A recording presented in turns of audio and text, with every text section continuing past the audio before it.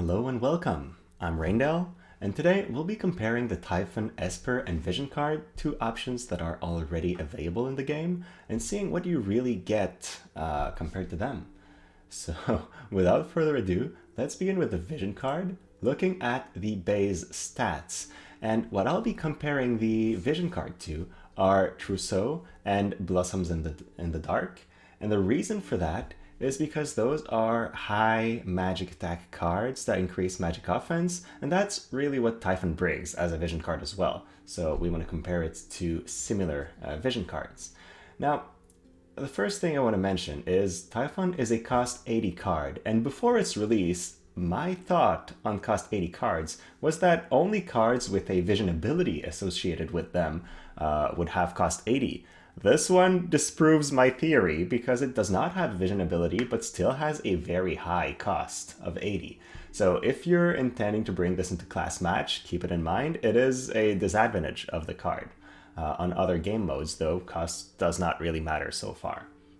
Now, if we look at the stats, there's really nothing incredible about Typhon so far, right? The HP is average, the magic is actually below the other options, a whole 23 points below Trousseau. 32 luck is nice. It goes with the idea that Typhon card buffs evasion a little bit in accuracy, so luck impacts those stats. But 32 is not a super high number, so I don't foresee this having a major impact. So far, nothing exceptional. Now, what about the party effects? Well, Typhon provides 25 magic attack and 15 accuracy once it's maxed out. That's pretty good, right? Accuracy is not a bad stat per se, and magic attack is really good. Now, if I had to choose between using Typhon and Trousseau, which has 10 more magic attack, I personally have a preference for just having more of the same stat on a card when it comes to offense. And accuracy is good, but it's really only good if you're fighting an evasion team, right? Or evadey characters at the very least.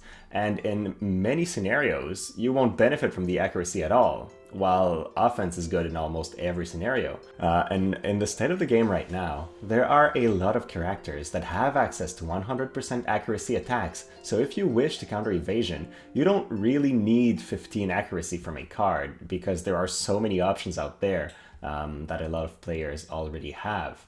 So yeah, the magic attack and accuracy is good, but is it that much better than the options that we currently have that increase magic-based attack? Not so much, because we already have really good options. So again, so far, it's good, but it's nothing exceptional in my opinion. Now, where the Typhon card really has a difference compared to the other ones is with the individual unit effects. If you're not running it on a wind unit, I would say still very average. 8% luck is going to give you a little bit more evasion and accuracy, but nothing game-changing. And here the other ones, Dark Resistance from Trousseau is fine in some matchups, and some others it just doesn't benefit you at all. And then the extra magic and ability from the Blossoms in the Dark is great, but it's only 10%. The ability, however, I like a lot. But so if you're not running it with a wind unit, it's really nothing exceptional. But here's the point where it changes. If you are running the Typhon card on a wind unit, you get 30% extra magic, and 30% is a lot, right? Halloween Little Leela gains 90 points of magic from that. Howlet, 114. And earlier units like Ayaka would gain 81. So it's really a lot, honestly. So this card goes from being average, good, but nothing exceptional, to being really above the mark for those specific characters, because the increase in magic becomes significant. We used to have 27 less magic than Trousseau, but with this, you actually end up having 70, 80 more magic than Trousseau, depending on the character. So it becomes very, very powerful, but only with wind units. Now, let's take a look at the global exclusive buff, which further goes into that idea that wind units are stronger. But this time it's only for Halloween Little Leela, and what she will be getting out of it is extra magic resistance penetration, and then extra evasion. We don't know the exact numbers, right? If I take a look at the Leviathan card, which is the previous VC with a global exclusive effect that had 2 different abilities, it gave 10% of each. So assuming we get 10% magic resistance piercing up, that's nice. In most matchups it won't matter that much, but when you're fighting a high magic resistance enemy, it will allow you to do a more significant amount of damage. So never a bad stat to have. And then the extra evasion, if it's 10, is quite impactful. Halloween Little Leela already has quite a bit of evasion in her kit, so in a scenario where you don't build her for evasion, she'll have a nice 20% that will allow her to dodge an attack once in a while, which can win you a match. And then if you build her for evade, that extra evasion can be the difference between having some chance to be hit and none at all. So yeah, if you want to run this for Halloween Little Leela, I would say it's a great card.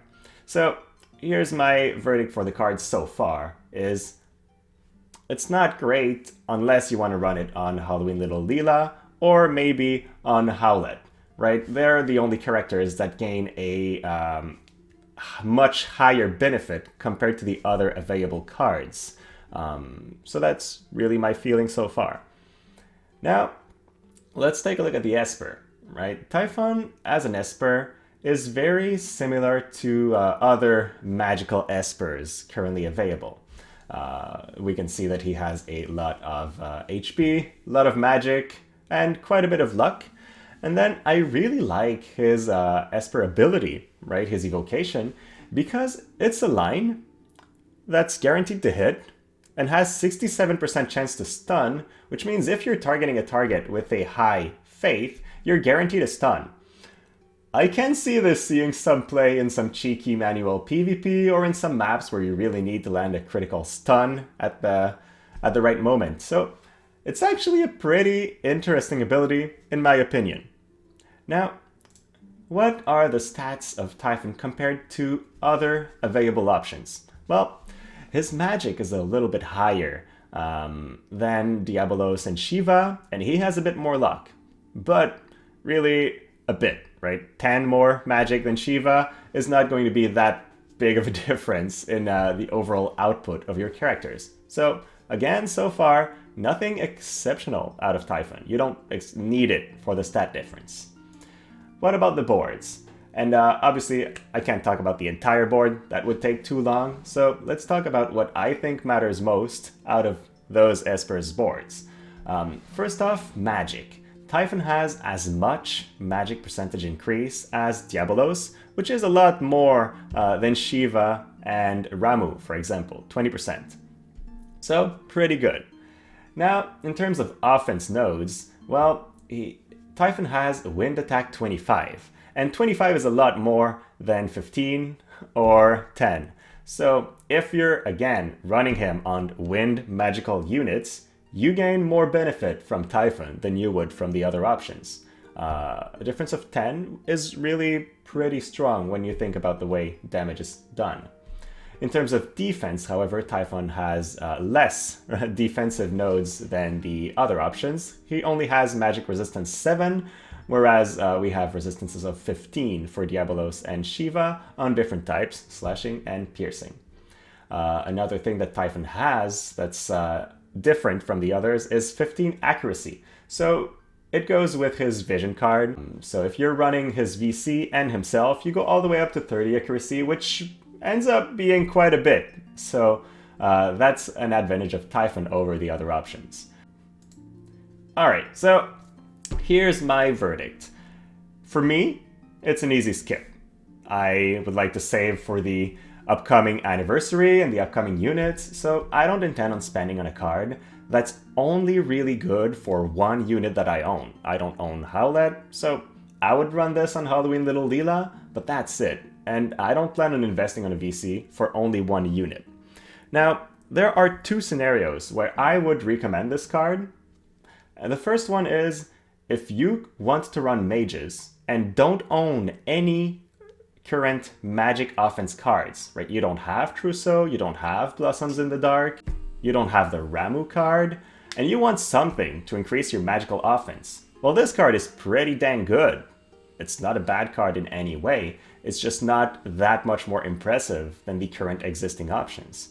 Now, the other scenario would be you have Halloween Little Leela, she is the cornerstone of your account, and you really want to make her the strongest unit possible. Well then, this card, you have to go for it.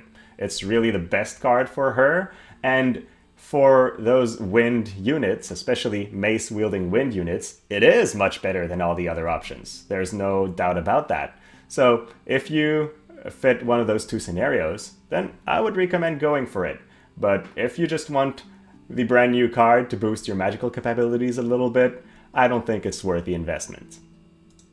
Alright, so thank you very much for spending some time here and watching this. Let me know what you thought. If there's anything I can do to improve the format of the videos, I would be glad to do that. And if you want to see more of those content in the future, please like and subscribe. So that was it from me. Thank you so much for your time and have a great rest of your day.